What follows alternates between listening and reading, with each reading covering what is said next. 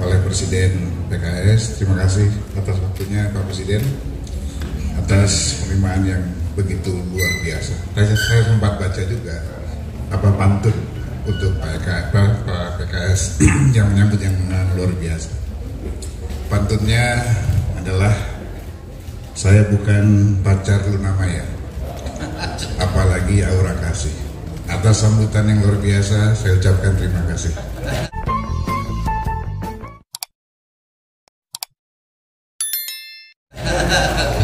Hari itu pantun pembuka yang saya sampaikan ke Presiden PKS dengan seluruh jajarannya. Dari pembicaraan hampir 1 jam tadi, banyak wacana, pikiran, saran dan pendapat dari Presiden PKS atas silaturahmi kebangsaan yang kami lakukan. Ya. Kami sudah hampir mengunjungi seluruh pimpinan partai politik. Tinggal hari Kamis besok ke Ketua Umum Partai Golkar, pekan depannya ke Ketua Umum Demokrat, lalu kemudian ke Ketua Umum P3. Lalu kemudian kita menunggu waktu dari Bu Mega sebagai Ketua Umum PDIP. Nah, selanjutnya baru nanti kita terakhir meminta waktu kepada Presiden terpilih Pak Prabowo Subianto untuk kami menyampaikan dokumen kearifan yang kami susun dari berbagai kunjungan ini untuk sebagai dokumentasi dan saran untuk pemerintahan yang akan datang. Begitu juga nanti dokumen kearifan ini kita berikan kepada pimpinan MPR yang akan datang. Tadi dari Presiden PKS, ide, wacana, usulan diantaranya adalah kalau memungkinkan ya, disuarakan, alangkah bagusnya dan nyamannya kalau nanti setelah pimpinan MPR seluruh partai politik ada di sana. Begitu juga nanti dalam hal pimpinan DPR, bukan begitu Pak Presiden? Alangkah indahnya, karena saya sendiri sebagai Ketua MPR merasakan manfaat yang luar biasa ketika seluruh perwakilan fraksi atau partai politik berada di pimpinan MPR. Komunikasi kami menjadi lancar dengan para pimpinan partai politik. Nah, kalau wacana ini bisa diakomodir, dibicarakan, dan diwujudkan, saya pribadi menyambut baik, dan karena saya merasakan manfaat dari seluruh perwakilan partai politik ada di pimpinan MPR. Jadi kalau DPR bisa meniru itu sangat baik. Yang berikutnya adalah PKS menyampaikan memang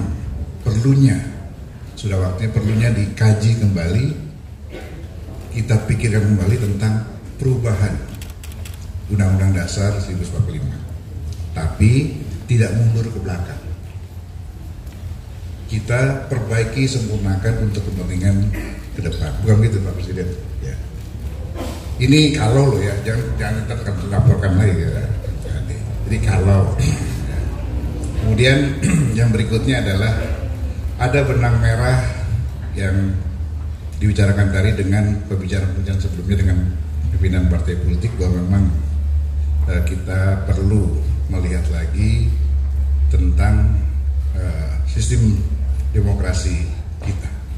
Kita harus perbaiki lagi bagaimana caranya agar kita tidak terjebak kepada demokrasi yang transaksional.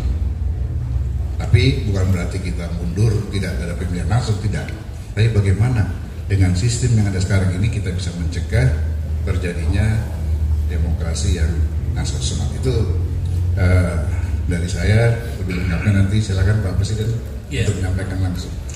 Assalamualaikum warahmatullahi wabarakatuh. Waalaikumsalam warahmatullahi wabarakatuh. Assalamualaikum warahmatullahi wabarakatuh. Selamat sore, salam sejahtera untuk kita semuanya. Yang saya hormati Ketua MPR yang didampingi oleh Wakil Ketua MPR, juga teman-teman dari DPP Partai Keadilan Sejahtera dan fraksi PKS di MPR RI.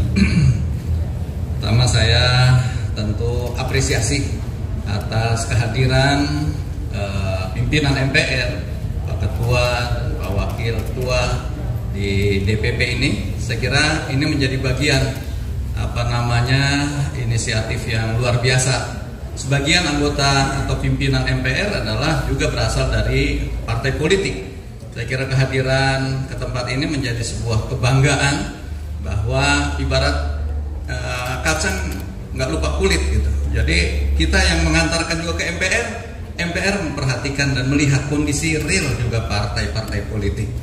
Oleh karena itu tadi banyak sharing, beliau banyak menceritakan juga perkembangan pembahasan di MPR RI dan juga meminta masukan-masukan apa yang kira-kira untuk penyempurnaan kehidupan berbangsa ke depan. Tadi mungkin semuanya sudah disampaikan oleh Pak Bambang.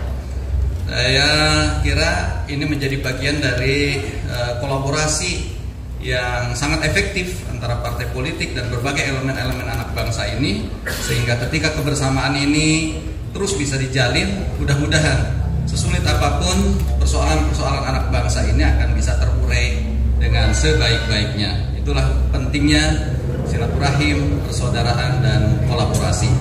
Saya sampaikan pantun dari Jalan Tendian ke Kota Bekasi, hendak menghadiri sebuah acara, kokohkan persaudaraan dan kolaborasi untuk membangun bangsa dan negara.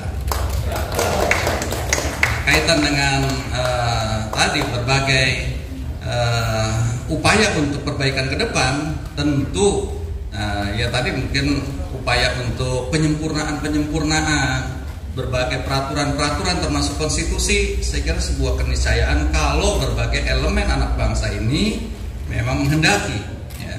Dan itu tentu sudah ada dan perlu kajian-kajian yang mendalam, sehingga sekali lagi ini semua akan semakin mengantarkan pada cita-cita bersama mewujudkan Indonesia emas di tahun 2045,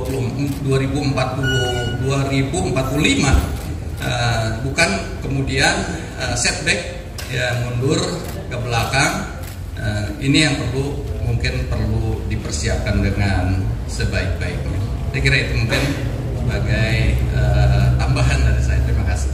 Baik teman-teman, rekan-rekan sekalian, silakan pertanyaannya dan apa yang relevan ya. Jadi di MPR dulu, yang lain-lain belakang. Monggo, siapa duluan? Pak Hidayat, saya sedikit saja. Jadi MPR pada periode ini di bawah pimpinan Pak Bambang Susatyo memaknai tentang sila keempat daripada Pancasila, kerakyatan yang dipimpin oleh hikmat kebijaksanaan dalam permusyawaratan perwakilan. Itu bukan dalam makna bahwa permusyawaratan hanya terjadi di gedung DPR, gedung MPR, pasif kita di sana, tapi kita menjemput bola. Karenanya pada awal masa tokoh-tokoh nasional, sekarang juga demikian, ketika kami akan menyelesaikan masa jabatan, saya sebagai ketua MPR, dia ketua MPR-nya, maka kami juga melakukan hal yang sejenis. Kita ingin menyerap aspirasi untuk kami sampaikan pada MPR yang akan datang, sekaligus mendapatkan beragam masukan. Tadi juga kegiatan ini bertemu juga dengan selain pimpinan partai, juga pimpinan atau ketua MPR pada masanya masing-masing, sudah dengan Pak Amir Rais, sudah dengan Pak Sidarto Tana Subroto, sudah dengan Pak Zulkifli Hasan, tadi dengan saya ketua MPR tahun 2004-2009. Saya sampaikan catatan saya adalah bahwa alhamdulillah kedaulatan rakyat memang sudah menjadi ketentuan konstitusi, tetapi banyak hal yang penting untuk kita advokasi. Misalnya pemilihan presiden dan pemilihan DPR yang dibarengkan itu sesungguhnya tidak sesuai dengan pasal 6 ayat 1 Undang-Undang Dasar. Karena di sana disebutkan bahwa calon presiden bakal diajukan partai politik peserta pada pemilu sebelumnya. Sehingga harusnya ini merujuk kepada apa yang terjadi tahun 2004-2009, di mana pemilihan legislatif dulu, baru setelah itu pemilihan presiden. Sebab sekarang ketika digabungkan pemilihan presiden dengan pemilihan legislatif, maka rakyat hampir tidak ada yang peduli secara penuh kepada pemilihan legislatif. Calon anggota dewan mereka siapa? Padahal yang akan mereka pilih adalah justru namanya wakil rakyat. Harusnya rakyat lebih peduli dengan para wakilnya. Tapi karena dibarengkan dengan pilpres, ya terjadilah semuanya menyangkut pada calon presiden. Jadi mestinya dalam rangka untuk menyelamatkan kedaulatan rakyat itu dipertimbangkan ulang. Apa memang harus masih disatukan atau sebaliknya? Termasuk juga kedaulatan rakyat terakhirnya bila ada sengketa ujungnya ke Mahkamah Konstitusi. Pasal 24C ayat 1 menyebutkan bahwa Mahkamah Konstitusi itu keputusan final dan mengikat karena keanggotaannya adalah dari para negarawan. Faktanya sekarang, mohon maaf, ada ketua MK yang kena KPK, ada hakim MK kena KPK, ada ketua MK yang dicopot dari jabatannya karena kena sanksi dari MK.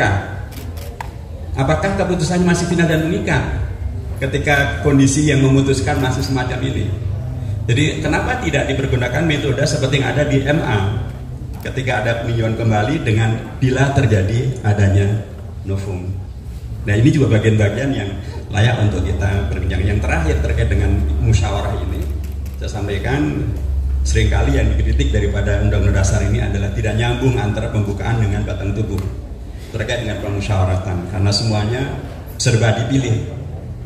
Padahal di pasal 2 ayat 3 Undang-Undang Dasar ayat asli justru menegaskan bahwa lembaga tertinggi negara yang waktu itu bernama MPR justru seluruh keputusannya ditetapkan dengan suara yang terbanyak.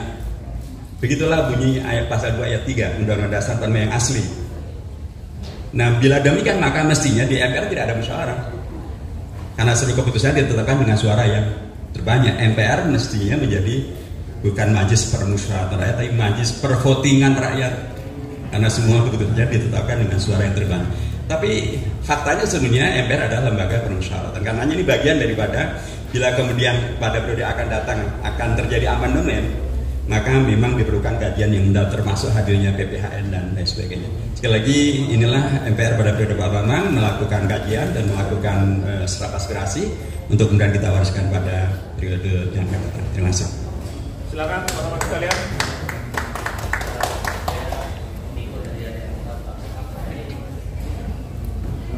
Menarik soal pimpinan MPR ke depan gitu, mungkin atas nama bahkan semua fraksi dan dimasukkan situ ya untuk pimpinan MPR.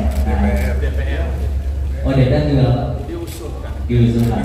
Nah itu apakah artinya gimana Pak ke depan itu memang itu untuk komunikasinya tadi ya lebih mudah dan apakah juga karena tadi ya Pak Bamsud kan dalam hal ini sering ke partai-partai gitu Pak, itu juga melobi-lobi bahwa memang semua partai setuju dengan usulan tersebut dan apakah juga Pak Bamsud ke depan juga akan menjadi ketua MPR lagi gitu karena ini belakangan ini bahwa Bapak nih gerilya ini karena kan pasti menunjukkan bahwa ini ada urgensi untuk melanjutkan terkait amandemen konstitusi.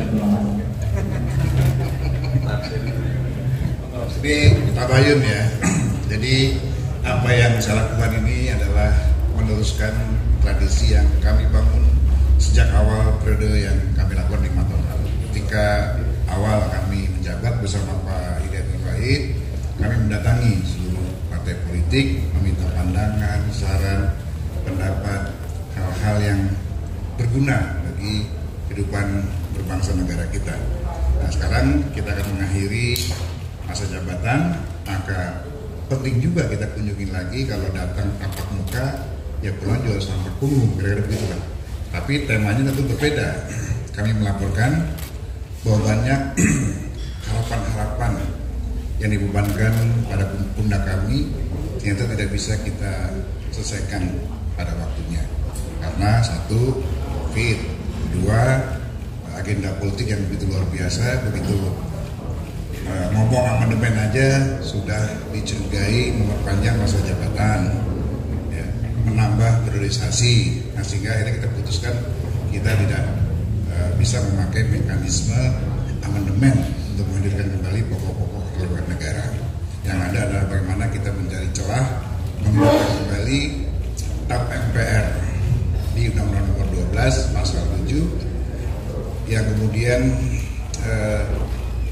penjelasannya yang selama ini mengikat norma itu kita mohonkan untuk dihapus. Jadi dari hierarki perundang-undangan itu ketika Undang-Undang Dasar Nomor 2 lah TAP MPR, tapi ada di bawahnya TAP yang dimaksud adalah TAP-TAP yang masih berlaku. Nah ini juga secara hukum sebetulnya agak aneh penjelasan membatasi norma. Inilah kemudian yang kita mohonkan kepada MK untuk dianulir, dihapus penjelasannya sehingga tap MPR hidup lagi. Tapi kami belum beruntung. MK menolak permohonan itu. Jadi nggak ada kaitannya. Nah, kalau soal ketua MPR itu adalah domain ketua umum partai masing-masing. Ya.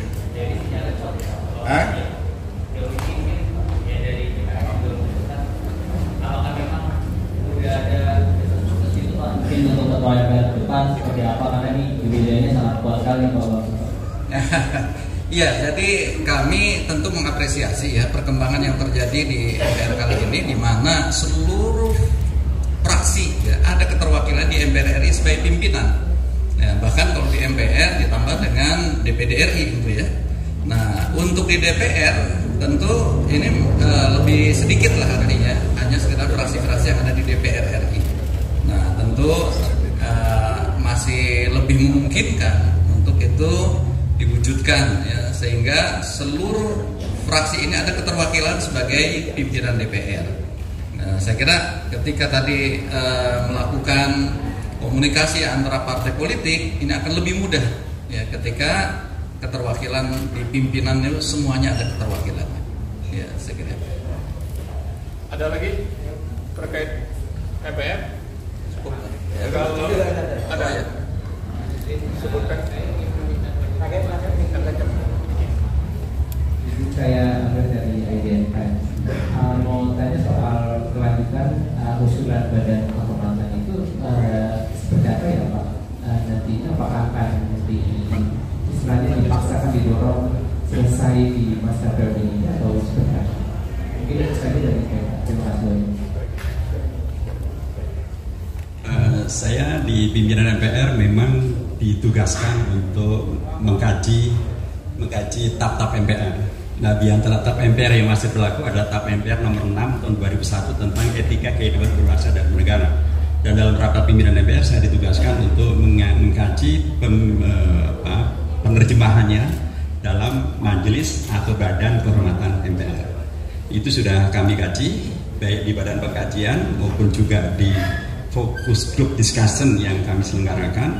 Dan dalam rapat pimpinan MPR sudah sejak lama sesungguhnya kami menyetujui untuk membentuk adanya majelis kehormatan MPR. Ada yang mengatakan kan DPR sudah ada, DPD sudah ada, kenapa MPR harus bentuk lagi? Dengan alasan semua anggota MPR kan anggota DPD, anggota DPR. Benar, tetapi tidak semua kegiatan di MPR ada di DPR. Misalnya di MPR ada kegiatan sosialisasi 4 pilar MPR. Itu di DPR, DPD tidak ada. Di MPR misalnya ada badan kehormatan, badan pengkajian, badan sosialisasi, badan anggaran. Kalau ada masalah, siapa yang akan, termasuk kasusnya Pak Bambang. Kalau di MPR ada majelis kehormatan MPR, maka segala permasalahan yang ada terkait dengan MPR atau anggota MPR atau apalagi pimpinan MPR itu muaranya ke MPR, tidak ke lembaga yang lainnya, DPR dan lain sebagainya. Jadi kita berharap dalam rapat gabungan terakhir pada bulan Agustus yang akan datang, kita bisa menyepakati untuk segera dibentuknya majelis kehormatan MPR dalam bentuk yang bukan ad hoc, karena permasalahan etika ini kan tidak ad hoc, tapi sepanjang waktu. Dan lebih daripada itu juga sesungguhnya sih semangat daripada adanya TAP MPR nomor 6 tahun 2001 tentang etika kehidupan berbangsa bernegara bukan untuk mencurigai orang, tapi justru untuk memberikan legitimasi bahwa yang kita lakukan ini sesuai dengan kode etik, sesuai dengan moral, sesuai dengan kewajiban dan kehormatan kita semuanya, sehingga semuanya akan bekerja lebih percaya diri bahwa kita bekerja sesuai dengan etika dan kehormatan. Demikian. Kita akan menyelenggarakan rapat gabungan insya Allah di akhir Agustus, sehingga mudah-mudahan itu bisa kita putuskan, sehingga bisa kita laksanakan pembentukannya dan memasukkannya ke dalam tata tertib dan undang-undang yang terkait. Ini tidak perlu mengakomodir suara dari DPR? Enggak, itu beda. Jadi kalau kasus anggota DPR ya di DPR, kasus anggota DPD di DPD.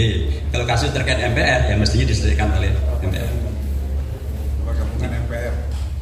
Ya, jadi kesimpulannya sidang MKD kemarin salah sasaran karena dia tidak berhak mengadili atau menyidangkan pimpinan anggota MPR, apalagi pimpinan MPR. Itu ranahnya di MPR.